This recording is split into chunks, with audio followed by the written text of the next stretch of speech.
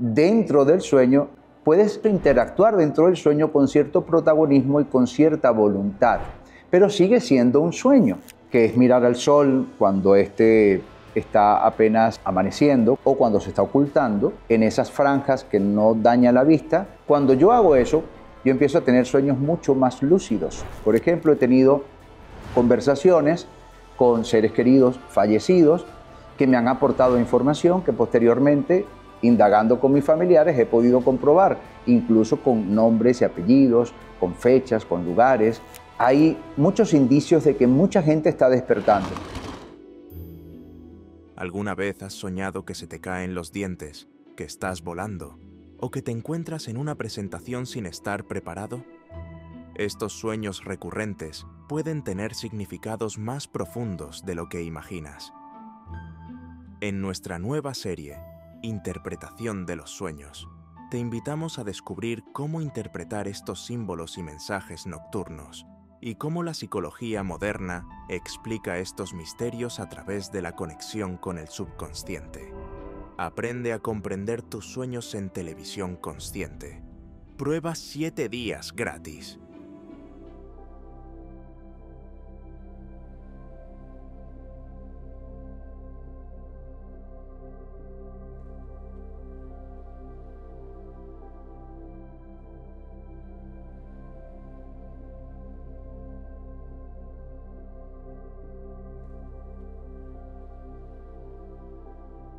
Sí, yo que he tenido experiencias, tanto sueños lúcidos como proyecciones que se perciben dentro del sueño como extracorpóreas, puedo decir lo siguiente, ¿no? Un sueño común y corriente es el sueño que casi todos tenemos, que mientras estamos soñando no tenemos conciencia de estar soñando. Es una situación que estamos viviendo, a veces tipo película, una situación donde por lo general somos protagonistas, que no tiene mucha lógica en la mayoría de los casos, o que puede tener algún tipo de relación con lo que hemos vivido, pero que bueno, que se va desarrollando caóticamente y solo nos percatamos de que estábamos soñando cuando despertamos o cuando estamos apenas despertando, en muchos casos que es una pesadilla, como que nos aliviamos al darnos cuenta que era solo eso, una pesadilla. Eso es un sueño común. Un sueño lúcido es un sueño mucho más intrigante, más interesante, porque dentro de ese sueño en algún momento te percatas de que estás soñando. Y si mantienes un nivel de lucidez, por eso se llama el sueño lúcido, dentro del sueño puedes incluso interactuar dentro del sueño con cierto protagonismo y con cierta voluntad, pero sigue siendo un sueño. Lo sigues percibiendo como un sueño, solo que tuviste una mayor dosis de participación a partir del momento en que te percataste que era un sueño. Ahora, hay una instancia aún superior de esto, y es cuando logras percatarte que estás fuera del cuerpo. Incluso que puedas ver tu cuerpo, como me ha pasado a mí en varias ocasiones, donde yo estoy soñando que estoy fuera del cuerpo.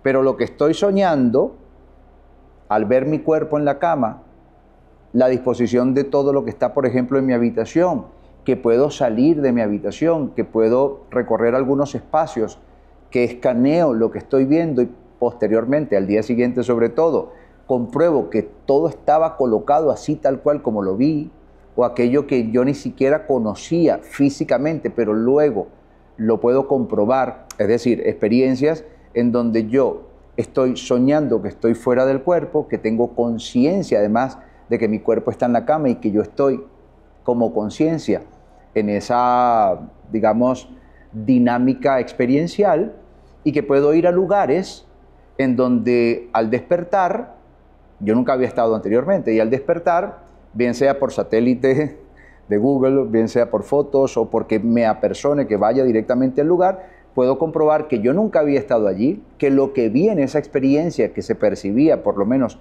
como viaje astral o como extracorpórea, pues efectivamente es así, lo que vi lo pude comprobar. También dentro de estas experiencias, por ejemplo, he tenido conversaciones con seres queridos fallecidos que me han aportado información que posteriormente, indagando con mis familiares he podido comprobar, incluso con nombres y apellidos, con fechas, con lugares, anécdotas, situaciones que yo desconocía. Entonces todo esto me hace pensar con mucha curiosidad que no es tan sueño, tiene que ser algo más, es una especie de proyección conciencial, es como que yo como conciencia me proyecto, incluso puedo tener cierta percepción de bidimensionalidad, porque puedo percibir lo que mi cuerpo está sintiendo en la cama mientras yo tengo ese sueño, mientras yo estoy viviendo ese sueño consciente. Es una cosa un poco difícil de explicar, es bastante compleja, pero es altamente satisfactoria, por lo menos lo que ha sido mi propia experiencia en este sentido. Entonces ya recapitulando, digamos que en el sueño lúcido puedes interactuar dentro del sueño, pero sigue siendo un sueño que al día siguiente recuerdas con mucha claridad y además con ese contenido anecdótico de haber interactuado con mayor conciencia dentro del sueño. Pero en una instancia superior de percepción, podríamos calificar al viaje astral como esa experiencia en donde tenías absoluta conciencia de que no estabas en el cuerpo, de que tu cuerpo estaba en la cama y que todo aquello que pudiste de alguna forma experimentar es susceptible de ser comprobado, a menos que también me ha ocurrido, que vaya a escenarios que desconozco, que son como planos completamente distintos, en donde no soy capaz de reconocer nada de lo que estoy viendo o con lo que estoy interactuando, y que obligadamente le tengo que dar algún tipo de connotación filosófica en virtud de mi sistema de creencias y eso, ¿no? Que me ha pasado, por ejemplo, cuando he ido a lugares que se podrían representar metafóricamente como eso que llaman cielo. Por ejemplo, yo he estado en un lugar así muy parecido y además he sentido profundo amor incondicional y he visto cosas hermosísimas en ese lugar. Pero claro, ya no es tan objetivo a la hora de yo poder comprobarlo, ¿cierto? Ahora, sí ha sido muy objetivo en muchos casos, de manera muy contundente, el poder ratificar que fechas, que lugares, que información que recibí era completamente real.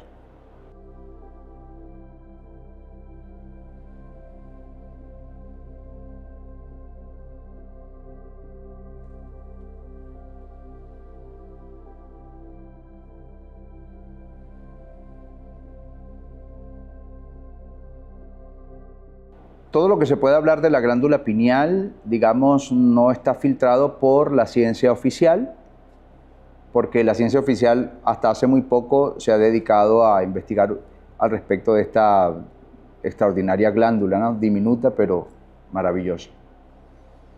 Sin embargo, hay mucha ciencia alternativa, que también es ciencia, que también se mide por, digamos, rigurosos experimentos del método científico y que se revisa por pares y tal, que sigue siendo muy fascinante, que sigue siendo muy relevante, pero que no necesariamente tiene un consenso dentro de la ciencia oficial. Esto hay que tenerlo muy en claro, ¿no? Aunque es un tema aparte, pero sí es bueno aclararlo.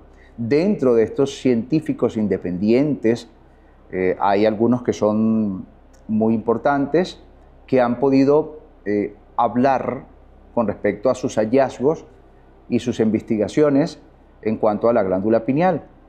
Entonces, algunos de estos referentes postulan que nuestra glándula pineal tiene unas células fotorreceptoras que interactúan con la energía fotónica del Sol.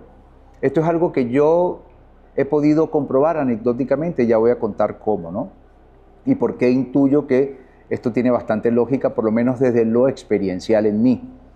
Lo cierto es que se supone que en la medida en que la glándula pineal transduce esa energía fotónica, digamos ese pequeño laboratorio de transducción que tiene nuestra glándula pineal, que además es piezoeléctrica, etcétera, es capaz de metabolizar esa energía fotónica y transducirla en dimetiltriptamina. La DMT, la dimetiltriptamina, la famosa molécula de Dios,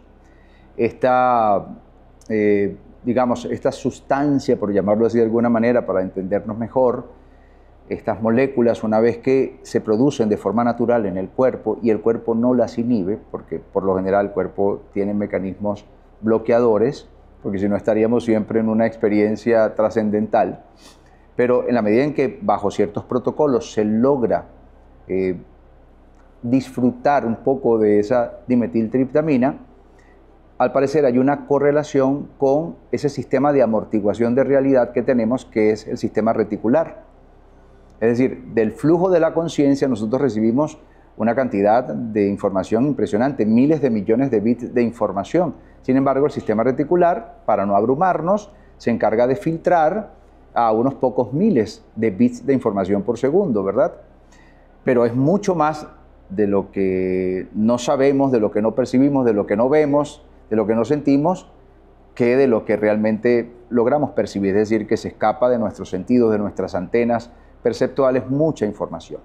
Ahora, esta dimetiltriptamina se supone que puede interactuar con nuestro sistema reticular, siendo capaz de hacer un poquito de mayor apertura en cuanto a lo que filtra ese sistema reticular.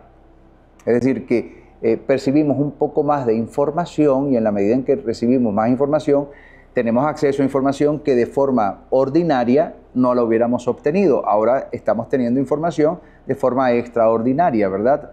Gracias a esa interacción. ¿Cómo yo he podido, de una forma anecdótica, comprobar que esto tiene algo de sentido?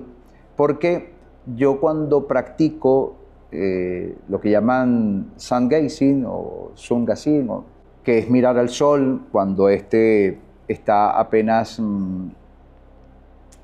amaneciendo, cuando está mostrándose o cuando se está ocultando, en esas franjas que no daña la vista, particularmente en las temporadas en donde yo observo al sol, en esos espacios de tiempo, evidentemente que estoy recibiendo mucha energía fotónica que se supone que la está captando las células fotorreceptoras de mi glándula pineal. Eso es la teoría. Ahora voy a la práctica. Cuando yo hago eso, al tener varios días haciéndolo consistentemente, yo empiezo a tener sueños mucho más lúcidos. Y se sabe que los sueños también tienen una relación con la dimetiltriptamina. ¿Ok? Cuando yo me mantengo aún más tiempo disciplinado y juego con eso, incluso hago otros protocolos como los que ha propuesto el doctor Francis Lefebvre, un francés que dedicó más de 50 años a estudiar esta fenomenología, llega un momento en que este tipo de experiencias conscientes dentro de mis sueños es mucho más, digamos, recurrente, de mayor calidad, me duran más tiempo las experiencias porque por lo general estos sueños lúcidos son un poco volátiles o fugaces, las experiencias que se presentan como extracorpóreas o se perciben como extracorpóreas son muy rápidas, o por lo menos uno lo percibe así, y resulta que se prolongan más en el tiempo. Es como disfrutar de mayor dosis de esa dimetiltriptamina y de esa apertura que aparentemente genera el sistema reticular. Entonces, claro, esto tiene una connotación importante porque en la medida en que yo logro interactuar desde esa instancia superior de conciencia, tengo mayor empoderamiento. ¿Por qué? ¿Por qué mayor empoderamiento? Porque desde el estado ordinario de conciencia, desde este que estoy en este momento aquí hablando, haciendo, digamos, este ejercicio intelectual, bueno, soy una persona con muchas limitaciones, con un sistema reticular que me tiene una filtración muy grande y que me cuesta mucho internalizarme, porque mis sentidos están, por supuesto, activos hacia lo externo, porque es un mecanismo de supervivencia, un mecanismo de estar alertas, ¿no? Y mis ciclos, o mejor dicho, mi frecuencia cerebral está ubicada en este momento probablemente en lo que llaman el estado beta, etc.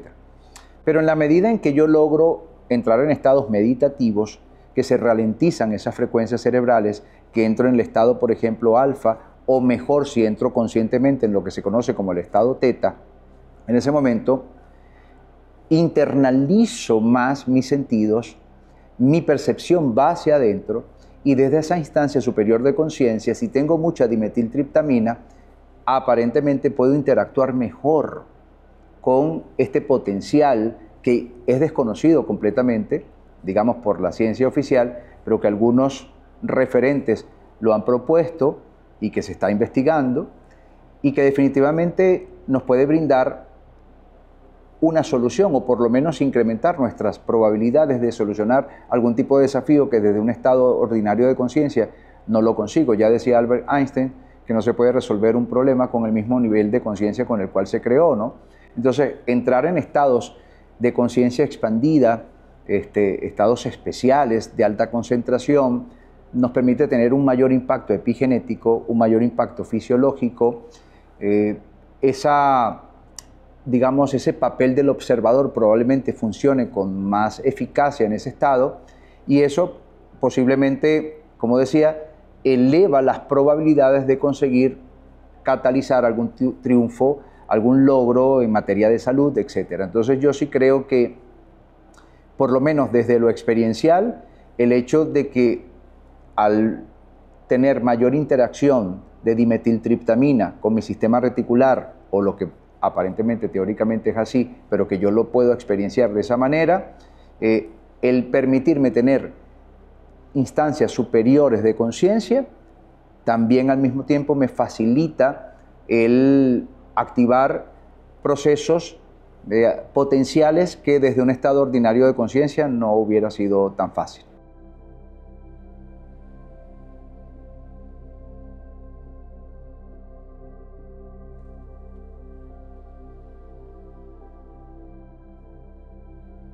Yo creo que estamos en ese proceso como cuando se encuentra una oruga en la crisálida y empieza a despertar, ¿no? Yo presumo que es algo muy incómodo porque una oruga, después de moverse, de pronto se siente como atrapada, y tratando de imaginarme lo que pueda experimentar este diminuto pero maravilloso ser, pues llega un momento en que empezará a moverse, ¿no? Entonces, eso seguramente se percibirá con mucha contrariedad, porque es como todo un contraste. Yo creo que estamos justo en ese punto de contraste. Hay muchos indicios de que mucha gente está despertando. Despertar es un término muy relativo, por supuesto, no significa ser dueños de la verdad absoluta, ni mucho menos, pero sí significa el comenzar a contemplar aquello que anteriormente ni siquiera nos atrevíamos a darle una cabida en nuestra vida, en nuestro raciocinio, en nuestro intelecto, ¿no? Se observa muchísimo, sobre todo en los últimos años, después de estos 3 años que sabemos que tuvimos encerrados, etcétera. Hubo mucha gente que ha percibido de forma distinta la mayoría de la información oficial, y ahora se atreve a cuestionarla. Cuestionarla no significa dejar de creer, cuestionarla significa intentar ver distintos puntos de vista que de manera oficial no nos los presentan, no nos lo muestran, ¿no? Entonces yo creo que estamos justo en ese punto, un punto incómodo, un punto de mucha interacción, de mucho dinamismo, de mucho debate, precisamente por las múltiples ideas que están floreciendo en tantas personas, pero que en algún momento esto empezará a organizarse mejor e iremos alcanzando una masa crítica, pero inédita, conforme a toda la historia de la humanidad, por lo menos desde mi punto de vista. Creo que la tecnología, los avances, también han aportado muchísimo.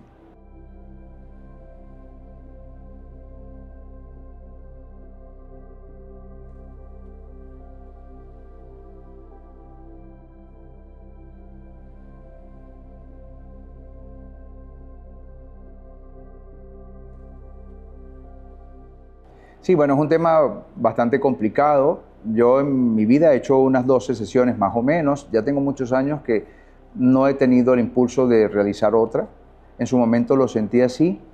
Y lo que recuerdo es que interactuaba mucho desde una perspectiva emocional, aunque sí llegué a tener algunos estados de conciencia expandida muy fascinantes, muy gratificantes para mí, ¿no?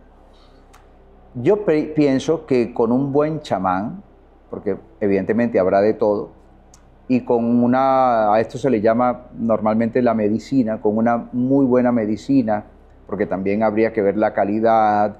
Esto tiene un proceso muy riguroso de cocción, creo que por lo menos 3 días, hay unos protocolos que se tienen que respetar, entonces no todos lo harán así. Pero partiendo desde el hecho que se tiene a un chamán con muchísima experiencia, que la medicina realmente es de calidad y con todas las condiciones adecuadas, probablemente como mínimo una persona puede mejorar mucho sus estados anímicos, superar traumas, ataques de pánico, ansiedad. Yo he visto un poco de eso en esas experiencias que yo como simple participante pues pude vivir, ¿no? Vi cosas fascinantes, pero entiendo que hay mucha complejidad. Posibilidad, seguramente sí, y por lo que uno oye, por las anécdotas que uno conoce, aparentemente funciona muy bien.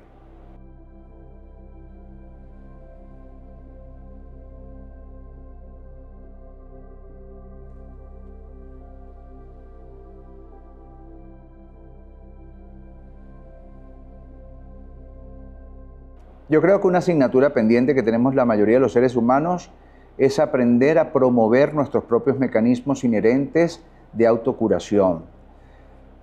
Independientemente que uno tiene que, por supuesto, seguir las instrucciones del consejo médico, que es el referente, que es el especialista, nosotros sinérgicamente podemos tomar un papel activo, un papel protagónico en promover esos mecanismos de autocuración. Entonces, en primer lugar, darle cabida a que eso es un potencial, que esta propia inteligencia innata que fue capaz de diseñar este prodigioso mecanismo que llamamos organismo, que es un cuerpo maravilloso, que es ultra sofisticado, esa misma inteligencia que fue capaz de diseñarlo célula a célula, tejido a tejido, seguro también tendrá el potencial de repararlo. Intentar entrar en contacto con esa inteligencia biológica, esa inteligencia suprema, creo que es una muy buena forma de empezar. Y si en algún momento somos capaces de activar estos procesos de autocuración y lograr remitir enfermedades que supuestamente eran incurables, que supuestamente eran crónicas o que estaban en una fase terminal, cada logro personal, cada logro individual de cualquiera de nosotros estará sumándole a esa inteligencia colectiva de la cual habla el doctor Rupert Sheldrake, ¿no? Los campos morfogenéticos, etcétera, y estaríamos aportándole a ese inconsciente colectivo del cual habló Jung para alcanzar esa masa crítica, a modo que se vaya como instalando como un mecanismo evolutivo en nuestras siguientes generaciones. Y así como, por ejemplo, las personas como yo, que ya pasamos hace rato del medio siglo y nos costó mucho el desarrollar destrezas en la tecnología. Sin embargo, las nuevas generaciones, desde que son muy pequeñitos, ya tienen esa destreza y esa habilidad de forma natural. Lo que ahora a nosotros nos pudiese costar mucho a partir de promover estos mecanismos de autosanación, quizás una vez que se alcance esa masa crítica, futuras generaciones lo van a traer de forma natural. Entonces, tendremos la certeza que de alguna forma contribuimos con la humanidad, así sea con esa experiencia desde lo personal.